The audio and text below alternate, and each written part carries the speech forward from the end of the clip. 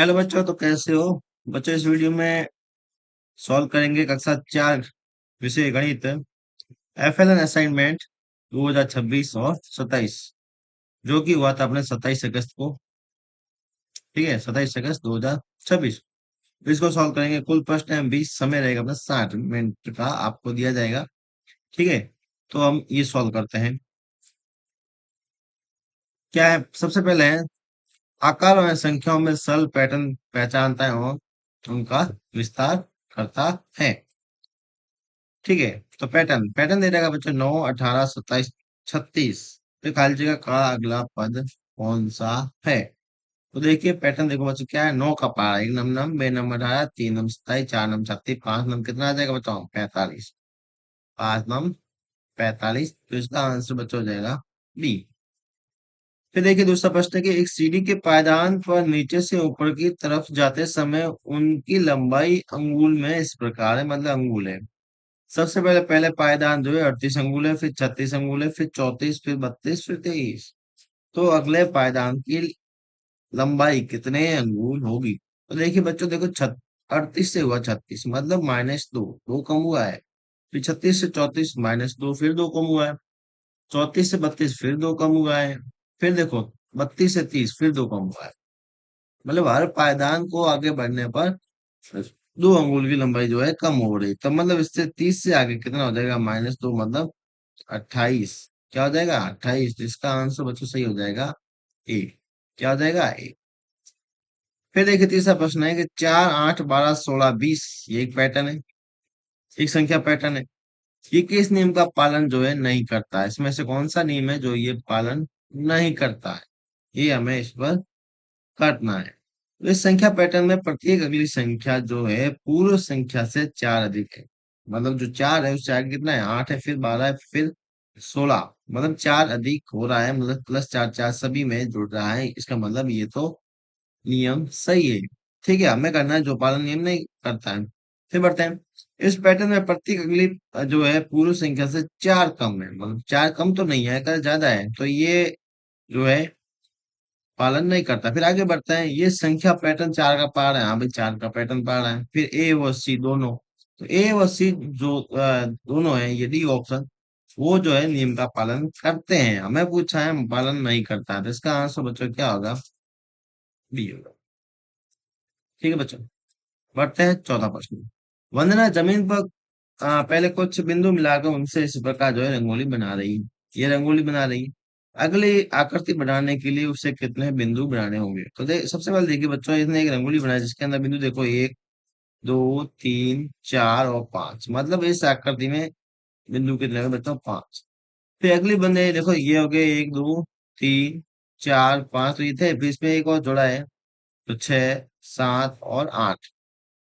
ठीक है, तो इसमें देखिए यहाँ तक बच्चों तो 8 थी। फिर आगे देखिए यहाँ से 9, 10 और 11, मतलब 11 हो गए। अगली आकृति बनाएगी, तो यहाँ पे देखिए बच्चों, यहाँ पे हुए 5, फिर 8, फिर 11, मतलब हर नई रंगोली के अंदर 3 बिंदु ऐड हो रहे हैं। 5 से 3 जोड़ा 8 हुआ, 8 से जोड़ा 3 11 हुआ।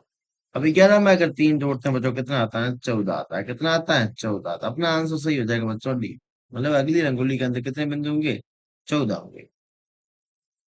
फिर देखिए निन्यानवे तक की संख्याओं को आरोही अवरोही क्रम में व्यवस्थित करना। ठीक है, संख्याएं हैं 47, 19, 32, 29, 73, 07, 95 को आरोही और अवरोही क्रम में व्यवस्थित करने पर ठीक मध्य में आने वाली संख्या जो है क्या होगी।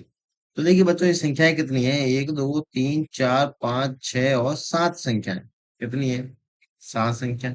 तो मध्य में कौन सी होगी, 3 इधर से 3 इधर, कितने होगी, 3 और 3 होगी 6। भाई जो बीच वाली होगी, मतलब 4 नंबर पे जो भी संख्या आएगी वो अपनी क्या होगी, वो अपनी हो जाएगी मध्य की संख्या। तो देखिए अगर हम आरोही क्रम में लिखते हैं तो सबसे पहले क्या आ जाएगा, सबसे पहले बच्चों आएगा 7। ठीक है, 7 आएगा, ये आएगी मतलब 1 नंबर पे। फिर 7 के बाद में बच्चों आएगा 19। ठीक है, और उसके बाद में आएगा 29, और उसके बाद में आएगा कितना, 32, और फिर आएगा 47, और फिर आ जाएगा ये 73, और 73 आएगा मतलब 6 नंबर पे। ठीक है, ये आएगा 6 नंबर पे, और ये आ जाएगा मतलब 7 नंबर। ठीक है। और उल्टा इसका करते हैं तो ये हो जाएगा, और मतलब 7 फिर 6, ये उल्टा आ जाएगा। तो मतलब शुरुआत से कितने आ रही, यहाँ से भी ये 32 पे आएगी, बीच में मध्यम आएगी। तो जो 4 नंबर पे वही मध्यम होगी, इसका मतलब 32 जो है वो अपना सही आंसर होगा। फिर बढ़ते हैं छठा प्रश्न। संख्या 63, 36, 81 और 18 का आरोही क्रम, आरोही क्रम मतलब छोटे से बड़ी संख्या। पहले देखा 18, 36, 63, 81, इसी में ये देखो पहले में मिल गया सबसे बड़ी संख्या, जिसका सही आंसर बचा हो जाएगा ए। फिर देखिए सातवां प्रश्न। संख्याओं 55, 19, 40 और 8 को अवरोही क्रम में लिखने पर दूसरे स्थान पर कौन सी संख्या आएगी? सबसे मतलब अवरोही क्रम सबसे बड़ी संख्या 55 है, उसके बाद में 40 है, तो सेकंड नंबर पर कौन सी आएगी? 40 आएगी। तो इसका आंसर बचा हो जाएगा बी। बढ़ते हैं अगले प्रश्न की तरफ। आठवां प्रश्न। निम्नलिखित में से कौन से समूह की संख्या अवरोही क्रम में व्यवस्थित है? अवरोही क्रम मतलब बड़े से छोटी। देखो यहाँ पे 38 से फिर है गुण से, तो मत तो बढ़ रही है, तो ऑप्शन होगा नहीं। बी देखिए, बड़े से छोटी देगा, 96, 69, 83, 38, ये ऑप्शन एकदम सही है। ठीक है, तो इसका आंसर सही हो जाएगा बी। फिर देखिए आगे। अंकीय संख्याओं का जोड़ एवं घटाव सरलता सूत्रता से करता है। देखिए खाली बॉक्स में कौन सी संख्या आएगी? 17 प्लस 71 बराबर खाली बॉक्स प्लस 17, मतलब इधर है 17, इधर भी आ गया 17, अब बचे यहाँ पे 71, तो यहाँ पे भी 71 ही आएंगे, तो ये भी इसका आंसर होगा। फिर बच्चों 10वां प्रश्न कि सोनल के पास 28 रुपए तथा मेगा के पास 53 रुपए हैं। तो सोनल के पास मेगा से कितने रुपए कम है? तो देखिए इसके पास, मेगा के पास है 53 और सोनल के पास है 28, घटा के देखते हैं भाई कितने कम है। 13 में से 8 गई, 13 में से 8 के पीछे बच गए 5, यहाँ बचे हैं 4, 4 में से 2 गई, तो कितने बच्चों? 25 रुपए कम है। तो ये बच्चों इसका आंसर हो गया बी, 25। बढ़ते हैं आगे। रश्मि ने 3 प्रश्न हल। 45 प्लस 37 82, 85 माइनस 66 बराबर 29 और 62 माइनस 34 बराबर 32। बताइए कौन सा विकल्प जो है सही। तो हम करते हैं सबसे पहले 45 और 37। यहाँ करते हैं 45 और 37 जोड़ते हैं, 7 5 12, 5 लागी 1 योग्य 5 और 3 8, मतलब ये एक नंबर ऑप्शन तो सही है। फिर देखते हैं 85 में से 66 घटा के। ठीक है, 85 में से 66 घटाएंगे, तो देखो यहाँ से उतारेंगे 15, 15 में से 6 गए, पीछे बच गए 9, यहाँ बच गए बचो 7, 7 में 6 गए, यहाँ बचेंगे 19, मतलब ये ऑप्शन हो गया गलत। ये देखते हैं 32 में से, नहीं सॉरी 62, 62 में से 34 घटाएंगे, उतार लेंगे 12 होंगे, 12 में से 4 गए 8। ठीक है, यहाँ बच गया 5, 5 में से 3 गए पहले 2, ये 28, मतलब ये ऑप्शन भी गलत है। सही कौन सा है? सिर्फ एक। तीनों हल सही है? नहीं। केवल हल एक और दो सही है, ये भी सही नहीं है। केवल एक और तीन, ये भी नहीं है। केवल एक हल सही है, तो ये अपना डी आंसर इसका होगा। फिर बढ़ते हैं 12वां प्रश्न। एक विद्यार्थी ने 45 प्लस 31 का योग निकालते समय गलती से 45 के स्थान पर 54 लिखा, मतलब 45 से उसने 54 लिखा था। प्राप्त योगफल सही योगफल की तुलना में कितना होगा? देखो 45 था, उससे 54 लिखा, मतलब ये 45 जो था उससे उसने क्या लिखा है? 54, 54 लिख दिया है। ठीक है, तो ये कितना अधिक लिखा? 45 से 54 कितना अधिक है बच्चों? 9 अधिक है, तो योगफल भी 9 ही अधिक आएगा। इसका मतलब आंसर इसका हो जाएगा सी। क्या आ जाएगा? सी। फिर देखिए, गुणा को बार बार जोड़ एवं भाग को समान बंटवारे के रूप में पहचानता है। देखिए 13वां प्रश्न है कि गणेश चतुर्थी पर एक दुकानदार बिक्री के लिए एक डिब्बे में 6 लड्डू पैक करता है, मतलब 6 लड्डू जो है, 6 लड्डू जो है एक डिब्बे के अंदर आते हैं। तो 48 लड्डू पैक करने के लिए कितने डब्बों की जरूरत होगी? तो 48 में अगर 6 का भाग देते हैं, 8 छंग 48 होते हैं, कितने होते हैं? 8 छंग 48, मतलब 8 डिब्बों की जो है अपने आवश्यकता होगी, तो इसका मतलब इसका आंसर हो जाएगा बी। फिर 14 प्रश्न के बार बार जोड़ने की प्रक्रिया क्या कहलाती है? तो बार बार जोड़ने की प्रक्रिया बच्चों कहलाती है गुणा। क्या कहलाती है? गुणा। फिर देखिए 15वां प्रश्न।